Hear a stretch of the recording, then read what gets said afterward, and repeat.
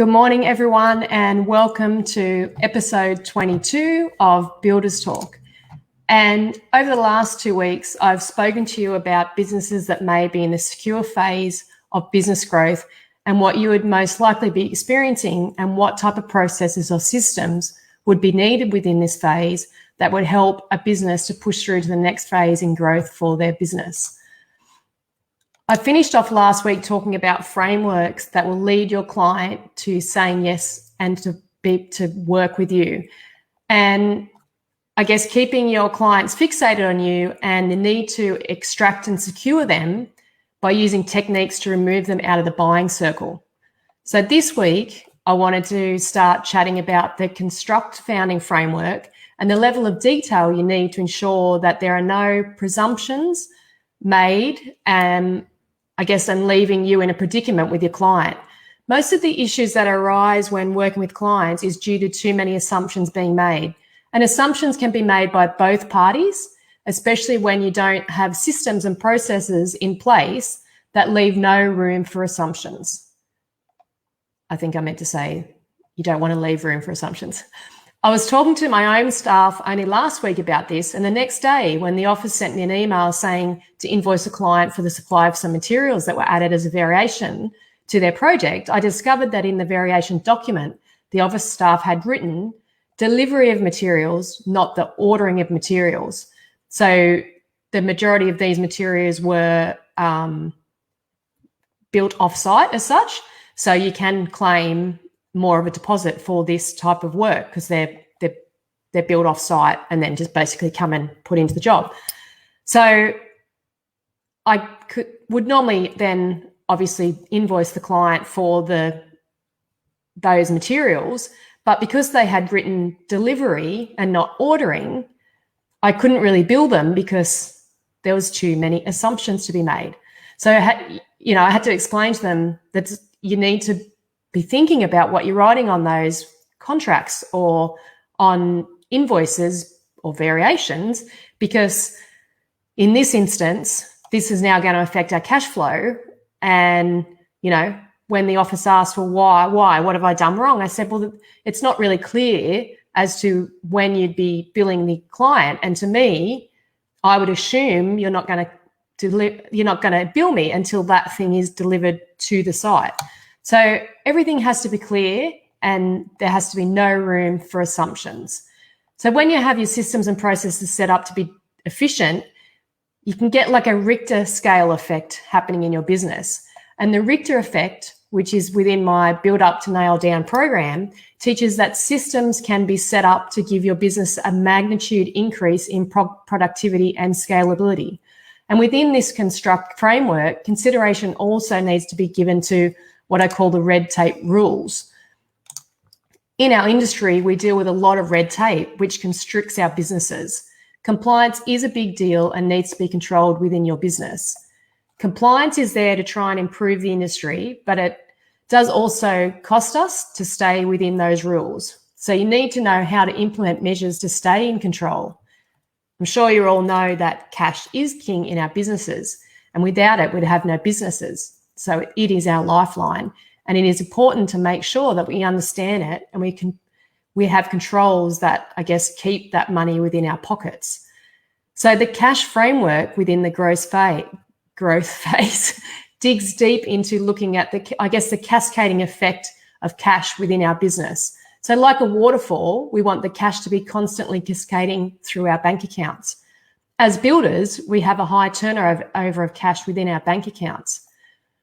When we first set up our business and within the growth stage of business, which are the first two phases prior to the secure stage of growth, we're, probably more prone to not understanding the extent of the cash that's cascading in our bank accounts.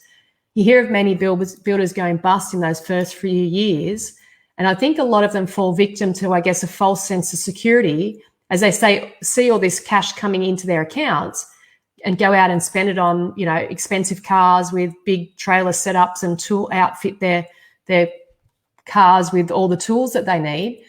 But they're not necessarily at that point understanding how the money flows through our accounts and that we are in effect a holding account for our clients' money with a high amount of outgoings. I remember having a conversation with the tax office in relation to GST, and they said, well, when a payment comes in, you should just put 10% aside of it for GST. So they were saying, well, if you had a $100,000 invoice come in, then, just put aside that $10,000. And I was trying to explain to the guy that because we're not just like a consulting firm or like we have a lot of materials that go out. So, I said to him, I can't put 10,000 aside or I run short of cash flow within my business, because probably out of that $100,000 for that progress payment, maybe only 10% of that would actually go towards our profit. Sorry. So then, I would only really need to put aside $1,000 of GST. So we need to know methods of calculating this cascading effect of cash that comes into our business. So I have developed the Oddner formula, which helps me to ensure that I can forecast and understand where the money is coming from and going to in our building business. I don't know if you know what an Oddner machine is, but it's like it was a really old-fashioned calculator. It's on my shelf over there, but you can't probably see it. But it was invented in 1873, and it has like a pinwheel type thing. You put in some numbers and you turn the handle the amount of times that you might want to multiply something by to get your answer. So we need to also make sure we can make our businesses more immune to the cash flow highs and lows that we typically deal with. In the first two growth stages, you probably didn't, have a handle on this, but you're now starting to understand and be able to forecast the highs and lows and are more likely have strategies to predict the low times. In the secure phase, we want to start to make our businesses secure. So finding ways to boost our business and make it immune is even more important to us. I know I have worked really hard and gone through a lot of lows and a lot of highs and would hate to lose what I've worked so hard to keep. So the immune boosters is how I know I can get my business or make it more secure. So finding the best way to increase your profits and making your business more robust is very important at this point of growth. One way to do this is to use the triple jump technique. And this technique teaches you how to increase your charges within your business. And it's important to be able to express your value to your clients. So finding ways to make your business, take your business out of the commodity market is the best way to build your profitability. So a commodity in marketing terms is undifferentiated goods characterized by low profit margins. And I spoke last week about what level you may locate your business on in, say, a Westfield shopping centre. So usually on the lower level of the shopping centre is your bulk type shops, Coles, $2 shops. So these are the type of commodity shops. So they are all pretty much got the same products and they're all chopping each other, and cutting their prices to try and have the cheapest toilet paper. If you can find toilet paper at the moment, good luck, because it's run out again. Because in Australia here, a lot of the areas are going back down into lockdown. So are you going to position yourself on the upper level with the brands such as Gucci, who command higher margins on their profits? So one way to position your business would be to build a community and create a base of fans that sing praises about your business. Another is how you build the culture within your business as well. You want to give the clients the best experience possible because people pay for experiences. So what is something that you would pay more for to have an experience? I know in the States, everyone has an affinity towards Disneyland, and families spend a lot of money within the Disney franchises, and it is for the experience that they get, the experience that the kids get. They want to see their kids happy. So people are willing to pay more for something where they know they're going to have a good experience, as opposed to just that sort of shopping cart experience where they're just picking bits and pieces up and they're trying to find the cheapest bits and pieces. So what can you do in your business to make your client's experience absolutely amazing? So one way that you could do that would be, to focus on the timeline of the delivery of your client's home. I know when we first started in our business, we couldn't see how we could be building more than one home at a time. You know, we hadn't nutted out a good schedule and a process that allowed for multiple homes to be built at once without the client experience suffering.